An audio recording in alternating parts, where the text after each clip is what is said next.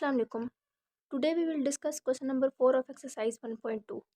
Question number 4 हमारे पास है use the properties of exponent to simplify each of the following. Assume that all the variable represent positive numbers. Write the result with positive exponent. Part 1 हमारे पास है 16 की power 1/4 dot 16 की power 1/4 divided by 16 की power -3/4. अगर इस पे हम देखें तो 16 की पावर 1/5 और 16 की पावर 1/4 जो है, इसमें जब ये दोनों आपस में क्या हो रहे हैं, मल्टीप्लाई हो रहे हैं. डॉट का मतलब ये दोनों आपस में मल्टीप्लाई हो रहे हैं और मल्टीप्लिकेशन में बेसिस सेम हो. 16 और 16 बेसिस सेम है ना, तो मल्टीप्लिकेशन में बेसिस सेम हो, पावर ऐड होती हैं. तो इसकी पावर क्या है 1/5 और इसकी पावर क्या है 1/4. तो इन दोनों की बेस हमने एक दफ़ा लिख दी 16 और पावर को ऐड कर दिया 1/5 + 1/4 और नीचे वाली जो टर्म है वो हमने एज इट इज़ लिख दी. अब हम सबसे पहले इसका एलसीएम लेंगे 1/5 + 1/4 का हम एलसीएम ले लेंगे. तो ये है 1/5 + 1/4 का मैंने यहाँ पे एलसीएम लिया हुआ है. तो एलसीएम हम किस तरह से लेंगे कि एलसीएम में जब बेसिस डिफरेंट हो, यहाँ पे बेस क्या है 5 है और यहाँ पे बेस क्या है 4 है. जब बेसिस डिफरेंट हो तो हम सिंपल क्रॉस मल्टीप्लाई कर देते हैं. मीन्स के आपने 5 और 4 का सबसे पहले एलसीएम लेना है. यहाँ पे मैंने 5 और 4 का एलसीएम लिया हुआ है. 5 और 4 का सबसे पहले मैं 5 को 5 के ही टेबल पे करूँगी. 5 1 इज़ 5 और ये 4 एज इट इज़, क्योंकि 5 के टेबल में 4 नहीं आता. फिर इस 4 पे जब 4 का जब करूँगी तो 4 ये 1 एज इट इज़ और 4 1 इज़ 4. तो मतलब इसका एलसीएम इन दोनों का क्या है, 5 और 4 ही आया है. तो मैं इन दोनों को आपस में मल्टीप्लाई कर दूंगी. 5 4 ज़ा 20. तो यहाँ पे बेस में 20 आ गया और अब ऊपर कैसे क्या चीज़ आएगी हमारे पास, बेसिस डिफरेंट है तो हम इनको क्रॉस मल्टीप्लाई कर देंगे. 1 को 4 से और इस 1 को 5 से. तो 1 4 टाइम 4 और 1 5 टाइम 5. तो अब हम इन दोनों को आपस में प्लस कर देंगे. प्लस हो रहा है ये 5 + 4 हमारे पास 9 आ गया. तो हमारे पास ये जो इसका एलसीएम जो हमने टोटल सॉल्व किया वो क्या है 9/20. हमने 16 के ऊपर लिख दिया 9/20 और डिवाइड में 16 की पावर -3/10 एज इट इज़. अब डिवीजन में अगेन इनकी बेसिस सेम है. तो डिवीजन में जब बेसिस सेम हो पावर माइनस होती हैं, लेकिन यहाँ पे ऑलरेडी माइनस है तो ये जब माइनस से ऊपर जाएगा तो ये प्लस हो जाएगा. अगर यहाँ पे प्लस होता जब ये ऊपर जाता तो माइनस हो जाता, लेकिन ऑलरेडी यहाँ पे माइनस है तो जब ऊपर जाएगा तो ये प्लस हो जाएगा. और वो क्यों, क्योंकि इनकी बेसिस दोनों की सेम है. यहाँ पे भी 16 है और यहाँ पे भी 16 है. देखो यहाँ पे ये ऊपर गया तो ये प्लस हो गया. 9/20 एज इट इज़, -3/10 ऊपर जाके +3/10. अब इनका हम फिर से एलसीएम लेंगे 9/20 + 3/10. यहाँ पे मैंने इनका एलसीएम लिया हुआ है 9/20. सबसे पहले मैं 20 और 10 का एलसीएम ले लूँगी. तो ये 20 और 10 का यहाँ पे मैंने लिया. सबसे पहले मैं इनको 10 से करती हूँ. तो 10 के टेबल में 10 2 ज़ा 20 और 10 1 इज़ 10 और फिर इस 2 को करना है तो 2 1 इज़ 2. तो 10 और 2 मल्टीप्लाई करो, 2 10 ज़ा 20. तो यहाँ पे मेरे पास बेस में आ गया 20. अब एक और चीज़ मैंने आप लोग को बताया ऊपर वाले क्वेश्चन में कि जब बेसिस डिफरेंट हो तो हम क्रॉस मल्टीप्लाई करते हैं. लेकिन बेसिस में एक और चीज़ का भी ध्यान रखना होता है कि बेसिस में आपस में कटिंग तो नहीं हो रही एक दूसरे के साथ. अगर कटिंग हो रही है तो सबसे पहले हम कटिंग करेंगे. जिस तरह 5 और 4 का आपस में कटिंग नहीं होती, ना 5 के टेबल में 4 आता है ना 4 के टेबल में 5 आता है.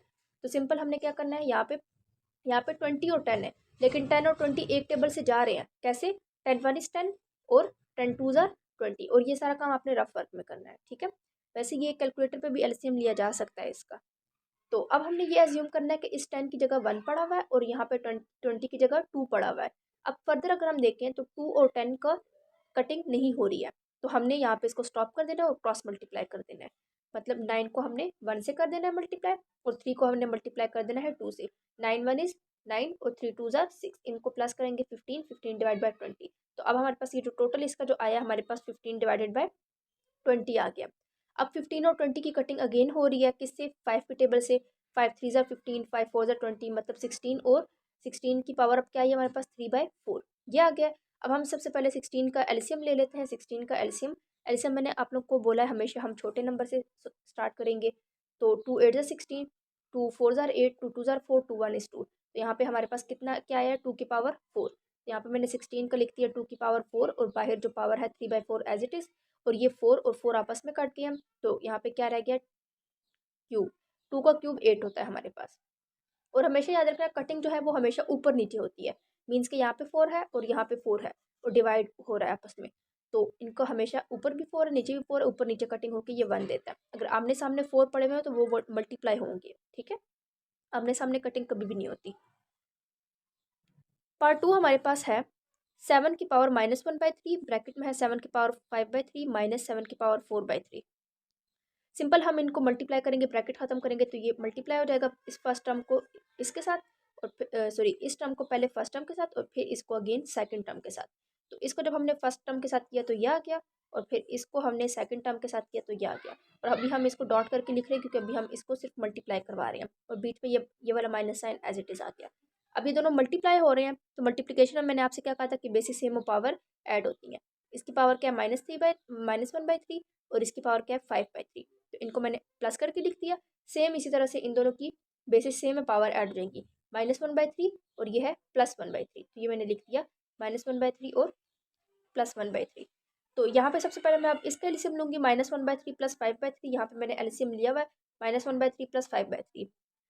अब एलसीएम में मैंने आप लोगों को 3 तरह से बताया कि जब बेसिस डिफरेंट हो और कटिंग ना हो रही हो तो वो कैसे करना है, और जब बेसिस डिफरेंट हो और कटिंग हो रही हो तो वो कैसे करना है।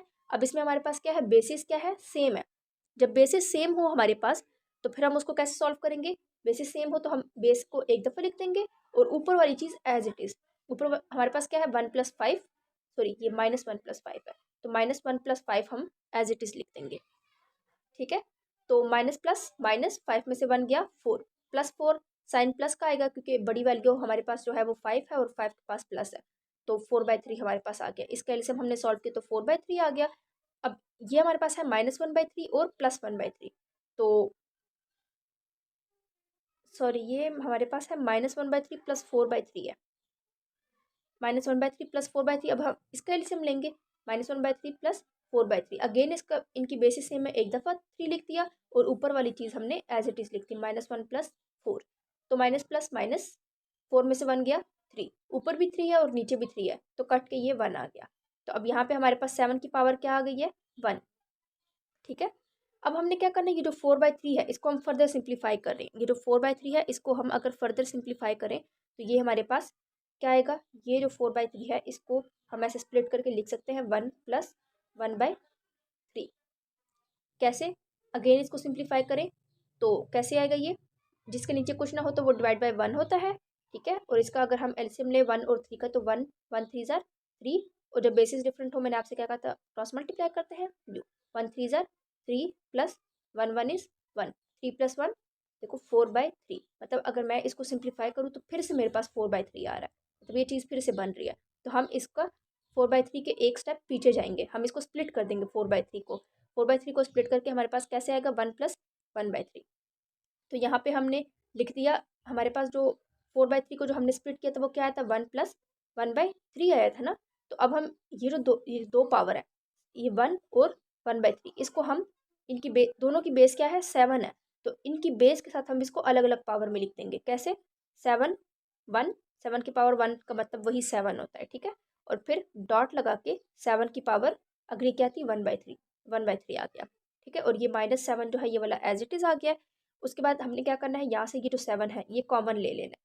7 कॉमन कैसे लेंगे, यहाँ पे भी माइनस के लेफ्ट साइड पे भी हमारे पास 7 है और माइनस के राइट साइड पे भी हमारे पास 7 है, तो हम 7 कॉमन ले लेंगे। यहाँ से इस 7 के पास हमारे पास 7 1/3 भी है, तो यहाँ से ये वाला कॉमन निकल गया, ये इसके साथ ये रह गया तो हमने इधर ये लिख दिया, और ये वाला 7 तो पूरा ही बाहर निकल गया, तो इसकी जगह क्या रह गया 1। मतलब यहाँ पे इसके साथ और कुछ नहीं था।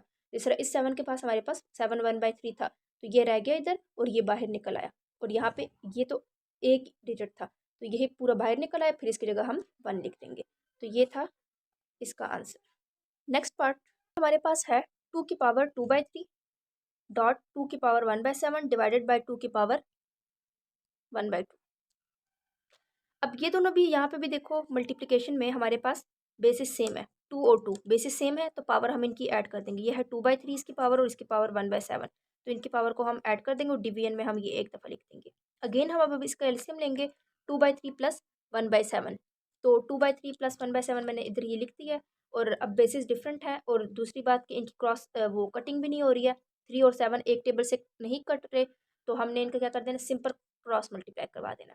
तो क्रॉस मल्टीप्लाई करवा के 2 7 ज़ार 14 और 3 1 इज़ 3, और ये 3 और 7 का ये 21 कैसे आया, तो 3 और 7 का अगर हम ये करें तो ये 3 और 7 का हमारे पास 3 1 इज़ 3, और 3 के टेबल में 7 नहीं आता तो 7 ऐसे ही लिख देंगे, फिर 7 पे जाएंगे 7 1 इज़ 7, तो 3 7 ज़ार 21, तो ये 21 आ गया। 14 + 3 हम करेंगे तो ये हमारे पास क्या आ गया 17, 17 डिवाइड बाई 21। तो मतलब इसका हमारे पास पूरा एलसीएम क्या आ गया 2 की पावर 17 डिवाइड बाई 21। और नीचे ये जो 2 की पावर 1/2 ये हमने एज इट इज़ लिख दिया। अब ये दोनों डिवाइड हो रहे हैं हमारे पास, तो डिवीजन में जब बेसिस सेम हो, इनकी बेसिस सेम है 2 और 2, तो पावर माइनस हो जाएंगी। ये +1/2 है, ऊपर जाके -1/2, तो ये -1/2 आ गया हमारे पास। अब हमने इन दोनों को माइनस करना है, तो यहाँ पे मैंने इनका एलसीएम लिख दिया। यहाँ पे आपने इन दोनों को माइनस करना है। इसका एलसीएम आप लोगों ने ले लेना है जिस तरह जैसे बाकी करवाए हैं, ठीक है, सेम एज इट इज़। ये वाला भी एलसीएम के साथ आप लोगों ने सॉल्व कर देना, तो आपके पास आएगा 13/42। पार्ट 5 हमारे पास है 36 की पावर 1/2 डॉट 6 की पावर 1/2 डिवाइडेड बाई 8 की पावर 1/2 डॉट 27 की पावर 1/2 और होल का क्यूब है। अगर आप यहाँ पे होल करें तो 36 की पावर भी 1/2 है, 6 की पावर भी, और 8 और 27, इन चारों की पावर जो है वो 1/2 है, सेम है। तो हमने क्या कर देना है, इसको होल एक 1/2 की पावर में लिख देना है, ठीक है। और बाकी बाहर जो ये क्यूब है इसको हमने एक दफ़ा यहाँ पे लिख दिया। अब इनके आपस में कटिंग हो रही है, ये 27 और 36 इनकी कटिंग हो रही है। हमारे पास 3 9 ज़ार 27, और यहाँ पे 3 1 इज़ 3, 3 2 ज़ार 6। फिर अब यहाँ पे 9 है और यहाँ पे 12 है, तो फिर ये 3 से कट रहा है, 3 3 ज़ार 9, यहाँ पे 3 है अब, और 3 4 ज़ार 12, यहाँ पे 4 है। अब इन दोनों की कटिंग हो रही है 2 पे, 2 3 ज़ार 6 और 2 4 ज़ार 8। अब जब आप अपने पास सॉल्व करेंगे तो यहाँ पे भी 3 है और यहाँ पे भी 3 है, यहाँ पे भी 4 है और यहाँ पे भी 4 है, तो ये 4 इस 4 से कट गया और ये वाला 3 इस 3 से कट गया, ठीक है। तो मतलब ये पूरी चीज़ हमारे पास कट गई। यहाँ पे क्या रह गया 1, और 1 की पावर क्या है 3/2। तो किसी भी टर्म की पावर 3/2 हो, सॉरी किसी भी टर्म की नहीं, 1 की पावर कोई भी हो, 2/3 3/4 6 8 कुछ भी हो, तो वो हमें रिटर्न करता है हमेशा 1। उसके बाद नेक्स्ट पार्ट हमारे पास है 3 की पावर -1/2 डॉट 3 की पावर 1/2 डिवाइडेड बाय 3 की पावर 1/2। तो सबसे पहले हम मल्टीप्लिकेशन वाला सॉल्व करेंगे। मल्टीप्लिकेशन में इनकी बेसिस सेम है तो पावर ऐड कर देंगे। इसकी पावर -1/2, इसकी पावर +1/2, तो हमने ऐड कर दिया।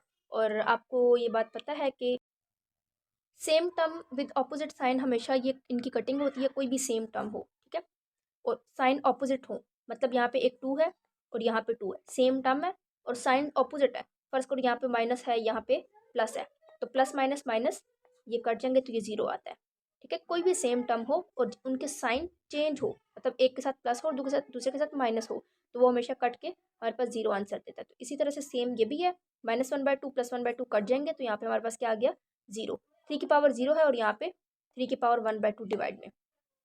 एक और चीज़ कि किसी भी टर्म की पावर जब 0 आ जाती है, मतलब 8 की पावर अगर 0, 9 की पावर 0, 16 की पावर 0, किसी भी टर्म की पावर 0, तो वो हमेशा इक्वल होता है 1 के। तो ये हमारे पास 3 की पावर 0 किसके इक्वल हो गया 1 के, और यहाँ पे डिवाइड में 3 की power 1/2 as it is. Next part हमारे पास है 2187a5b17 divided by a12b³ whole power है 1/7। तो इसके लिए हम सबसे पहले क्या करेंगे कि 2187 का हम एलसीएम ले लेंगे। यहाँ पे एंड में ये ऑड आ रहा है, ऑड नंबर है, तो इसलिए हम इसको 2 से नहीं कर सकते। वैसे जो मैंने आपसे यही कहा था कि स्टार्टिंग 2 से हम स्टार्ट करेंगे, 2 से नहीं है, फिर 3 से, फिर 4 से, इस तरह से देखेंगे। तो इसलिए हम फिर इसको स्टार्ट करें 3 से।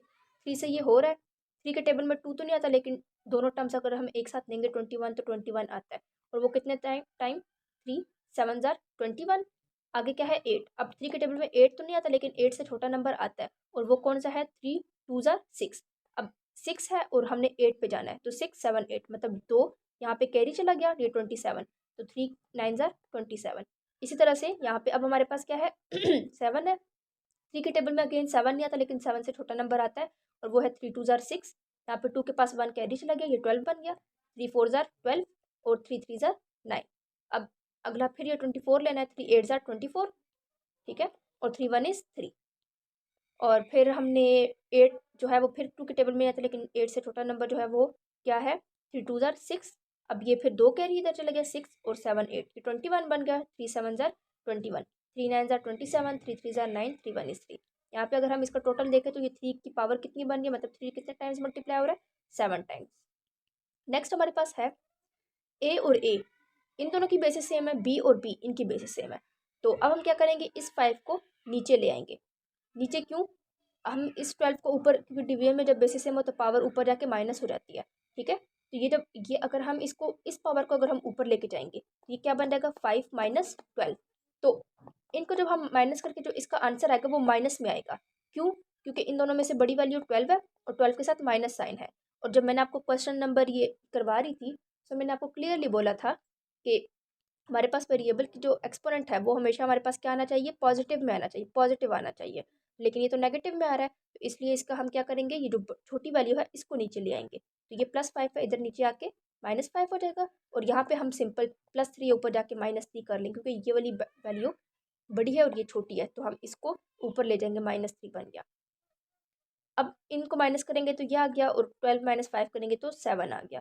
बाकी हमने एज इट इज़ ये कर दिया। अब हमने क्या करना है, ये जो 1/7 है ये होल के ऊपर है, मतलब 3/7 के ऊपर भी ये है, इसके इसके ऊपर भी है और इसके ऊपर भी है। तो हमने अलग अलग से अप्लाई कर देना सब पे। 3 की पावर 7 पे भी 1/7, B14 पे भी 1/7 और A7 पे भी 1/7। तो ये 7 इस 7 से कट गया, 7 1 इस 7, 7 2 14, इनकी कटिंग हो गई, और ये वाला 7 इस 7 से कट गया। ठीक है, कटिंग करने के बाद हमारे पास जो रह गया, यहाँ पे सिर्फ 3 है, यहाँ पे B का स्क्वायर और यहाँ पे भी A रह गया, और ये हमारा इसका आंसर है। लास्ट पार्ट हमारे पास है √4 A³ divide by B³ √4 B³ divide by C³ √4 C³ divide by A³। तो मैंने आप लोगों को यह एक प्रॉपर्टी जब पढ़ा रही थी उसमें ये था कि हमारे पास जब ये सेम हो, इंडाइसिस सेम हो हमारे पास, तो हम क्या करते हैं, उसको एक ही अंडर रूट में लिख देते हैं। तो ये जो सारे टर्म्स हैं इनको हम एक अंडर रूट में करके लिख देंगे इस तरह से। ठीक है, और एक ही पावर, क्योंकि इनकी पावर इंडेक्सेस इनकी सेम है तो हमने एक दफ़ा लिख दिया।